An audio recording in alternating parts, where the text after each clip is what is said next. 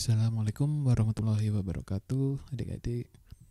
Jadi pada materi terakhir untuk sesi reading ini, kita akan membahas tentang dua strategi yang penting untuk kita kuasai dalam reading, khususnya dalam academic reading, yaitu skimming dan scanning. Jadi sebenarnya apa sih skimming dan scanning itu?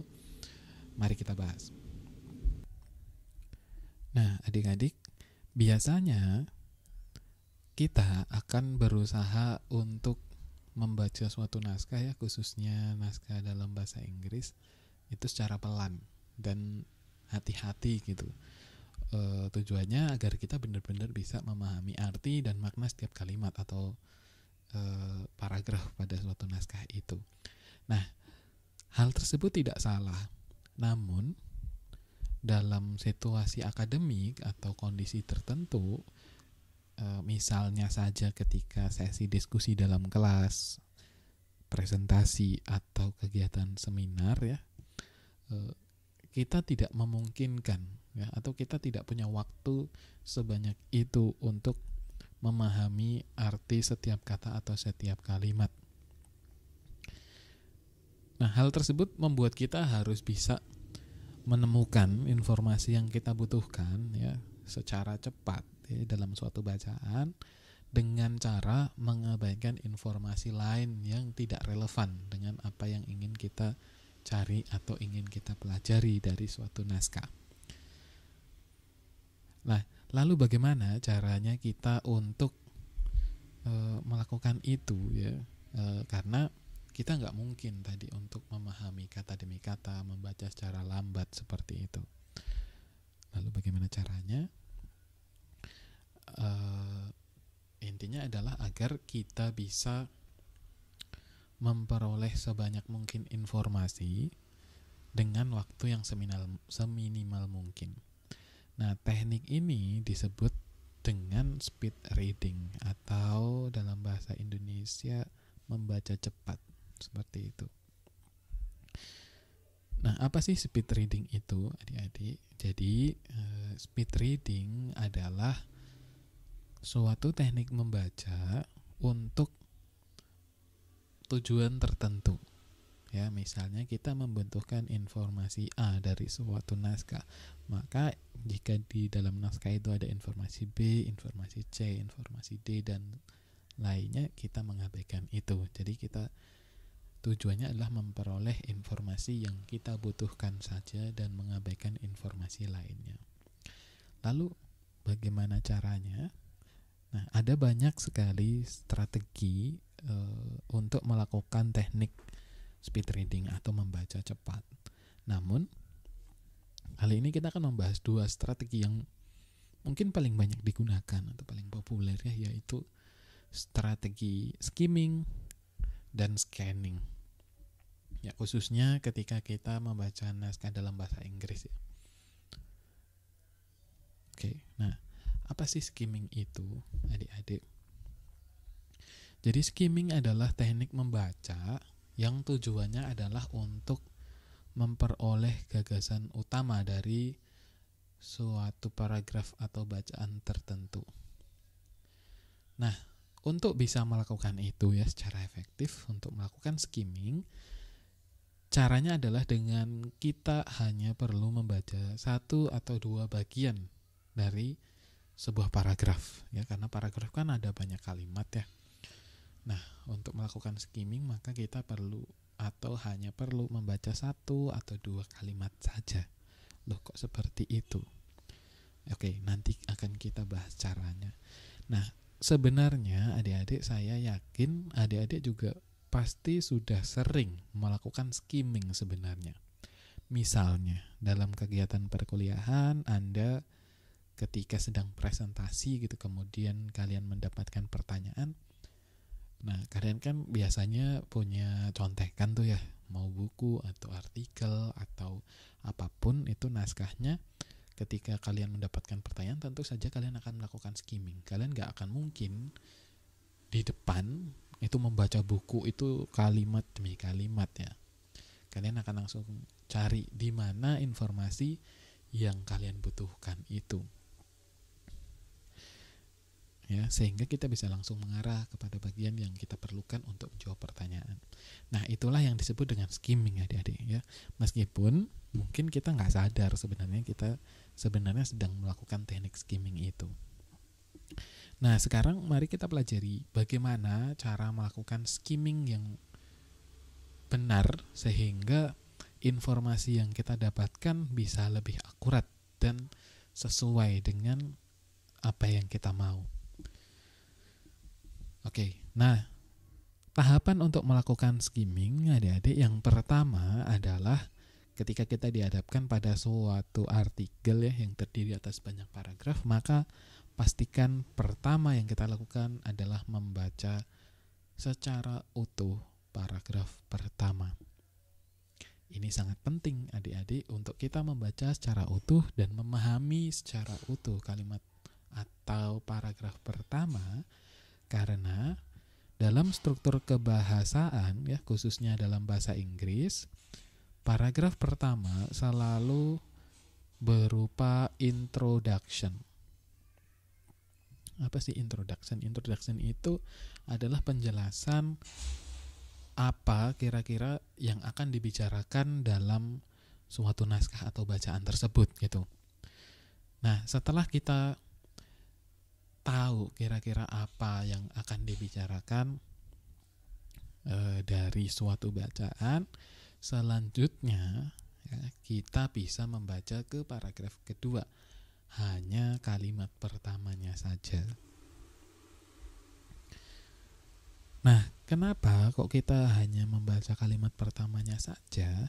Karena umumnya ide pokok dari suatu paragraf itu terletak pada awal paragraf ya. Sangat sedikit suatu paragraf yang ide pokoknya itu terletak di akhir, sehingga biasanya kita membaca kalimat pertamanya, atau jika dirasakan kalimat pertama itu belum menjelaskan apa sebenarnya maksud dari paragraf itu, kita bisa membaca kalimat keduanya. Jadi yang kita lakukan pertama tadi membaca paragraf pertama secara utuh, kemudian kita membaca paragraf selanjutnya itu hanya pada bagian kalimat pertamanya saja.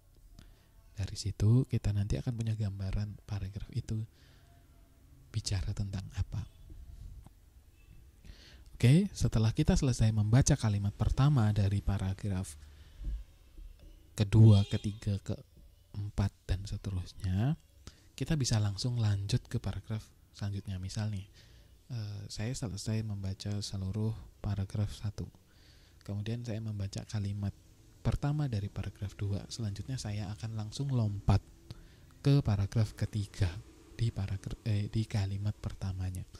Tapi yang perlu diperhatikan adalah ketika kita lompat dari paragraf kedua ke paragraf ketiga, mata kita harus sedikit jeli, adik-adik.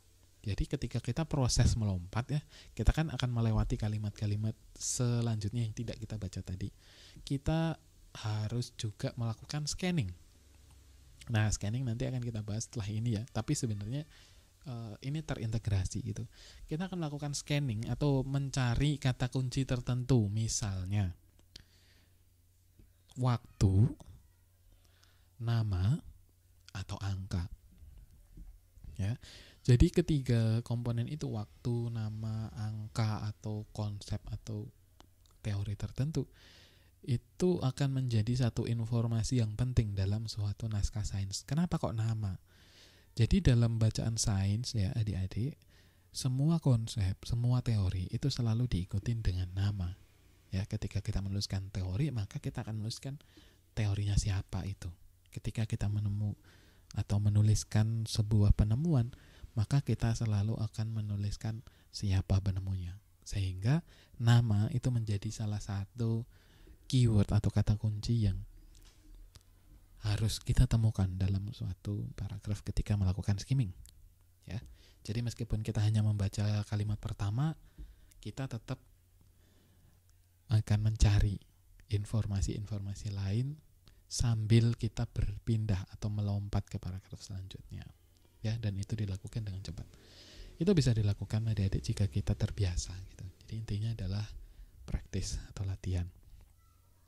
Nah, setelah kita membaca paragraf demi paragraf ya, kalimat pertamanya, pastikan ya pada paragraf terakhir kita juga membacanya secara utuh. Ya, jadi kesimpulannya adalah paragraf pertama dan paragraf terakhir harus kita baca secara utuh dan kita benar-benar pahami. Kenapa demikian? Karena paragraf terakhir ya dalam struktur kebahasaan dia selalu berisi conclusion atau kesimpulan. Jadi dari proses tadi kita akan dapatkan informasi yang pertama, apa yang akan dibicarakan dari paragraf atau bacaan itu di paragraf pertama. Kemudian di paragraf terakhir kita akan mendapatkan kesimpulan dari pembahasan di bacaan tersebut. Ya, jadi kita udah tahu apa yang dibicarakan, kita juga udah tahu kesimpulannya. Kalau saya pribadi, saya selalu membacanya itu paragraf pertama dulu, saya baca, saya pahami, kemudian saya langsung lompat ke paragraf terakhir, saya baca, saya pahami. Setelah itu saya baru membaca paragraf kedua, ketiga, keempat, dan seterusnya. Ketika saya sudah tahu apa yang mau dibicarakan dan apa kesimpulannya, maka membaca paragraf yang lain akan terasa lebih mudah, sangat mudah. Ya, silahkan dicoba. Oke, nah sekarang mari kita coba praktekkan ya langkah-langkah ini. Bagaimana cara melakukan skimming? Nah, saya sudah mengambil satu artikel dari sciencedaily.com. Ini judulnya adalah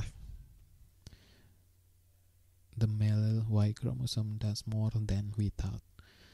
Nah, sekarang mari kita coba ya adik-adik ya. Jadi ketika kita mendapatkan artikel seperti ini ya, ini kalau yang saya lakukan adalah saya akan membaca dulu paragraf pertama dan paragraf terakhirnya tadi, seperti yang kita bahas di atas ya. Jadi kita pastikan dulu kita membaca secara utuh paragraf pertama dan paragraf terakhir. Ya, caranya seperti yang sudah kita lakukan sebelumnya, adik-adik, ketika kita membahas soal ya.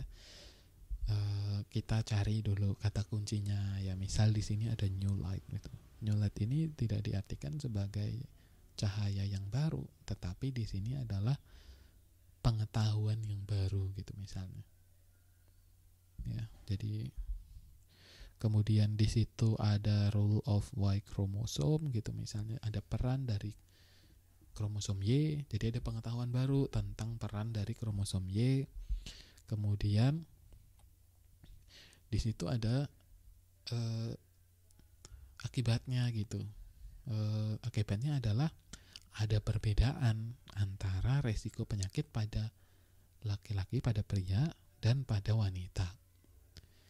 Lalu jangan lupa juga tentang nama. Nah, di situ ada Profesor Christian De Schepper gitu misalnya. Jadi dari situ adik-adik kita tahu kira-kira bacaan ini akan membahas tentang apa.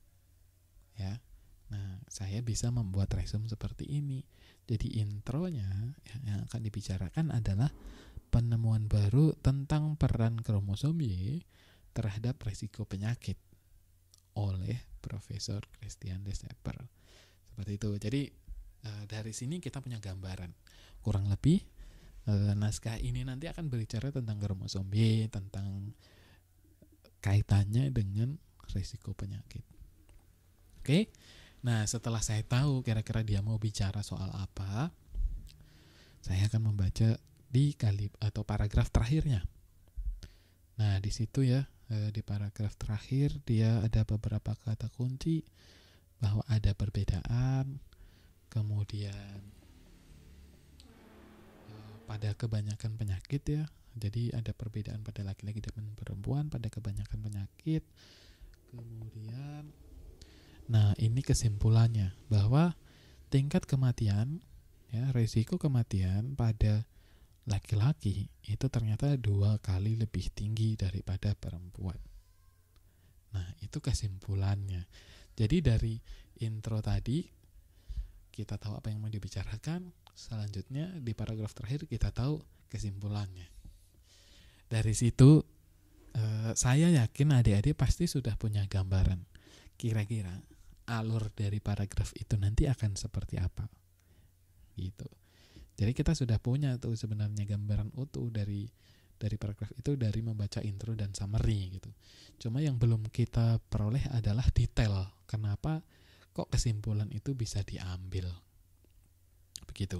Oke, nah setelah kita membaca intro dan summary ya, paragraf pertama dan terakhirnya kita sudah pahami, selanjutnya waktunya kita untuk mencari detail atau fakta-fakta yang mendukung dari summary itu ya.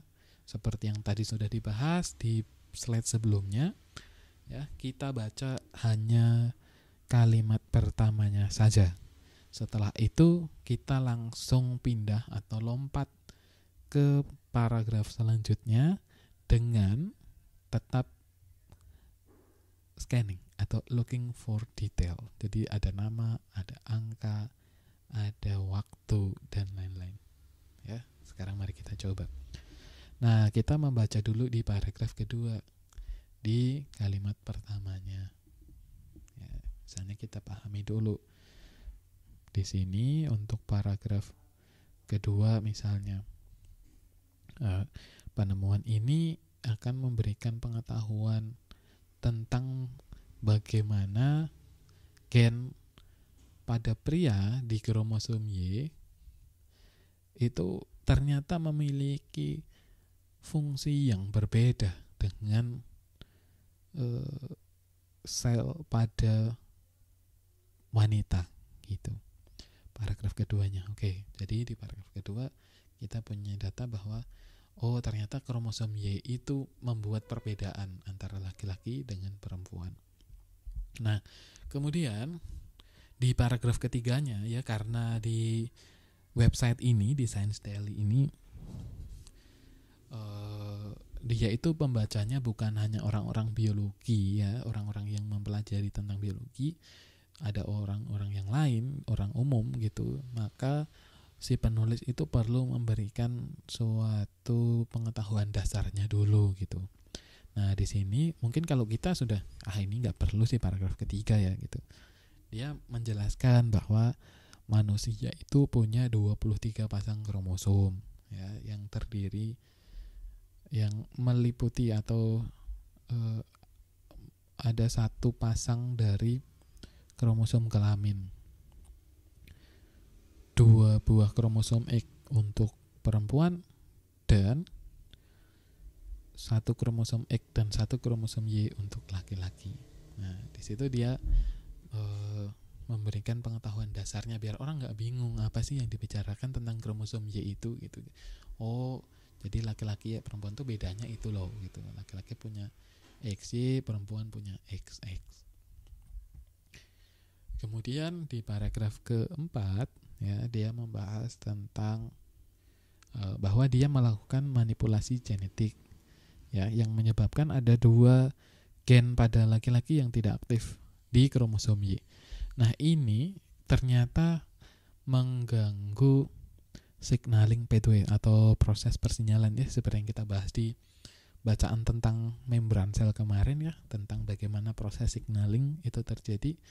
Jadi ternyata kalau ada 2 gen yang dinonaktifkan pada kromosom Y, itu akan mengganggu berbagai fungsi utama gitu, yang that play important roles. Jadi mengganggu fungsi-fungsi utama dari proses kerja sel pada laki-laki.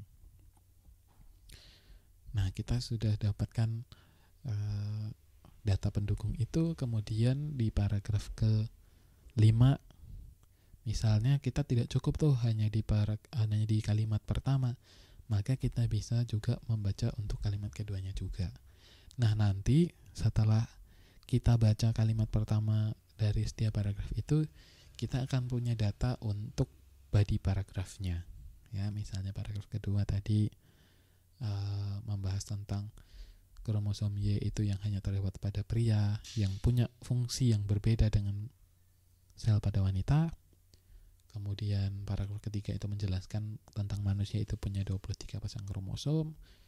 Paragraf keempat itu menjelaskan tentang special case gitu, kasus spesial pada kromosom Y. Jika ada 2 gen yang tidak aktif, maka proses-proses penting itu akan terganggu. Kemudian paragraf kelima yang menjelaskan tentang cara kerja kromosom Y itu berbeda gitu dengan kromosom yang lain. Dari situ kita bisa menyimpulkan bahwa karena kromosom Y itulah laki-laki itu punya resiko kematian lebih besar dibandingkan wanita. Nah, setelah kita memahami hal tersebut, ya kita tidak perlu memahami semua kalimatnya, maka kita bisa membuat satu resum, ya resum dari bacaan yang tadi, adik-adik. Ya, misalnya di sini yang saya berikan tanda merah ini adalah yang saya tambahkan atau kata penghubungnya agar kita bisa memahami alur berpikir dari bacaan yang tadi ditulis. Gitu. Jadi resumnya adalah bahwa Profesor Christian DCP itu menemukan fakta baru tentang kromosom Y dan kaitannya terhadap risiko penyakit. Ya. Di mana kromosom Y itu sendiri hanya ditemukan pada pria.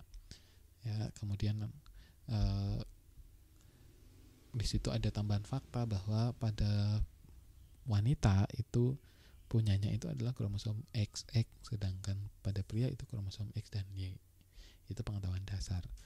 Kemudian dijelaskan bahwa ketika ada 2 gen pada kromosom Y yang tidak aktif, itu akan menyebabkan proses-proses pada tubuh itu terganggu.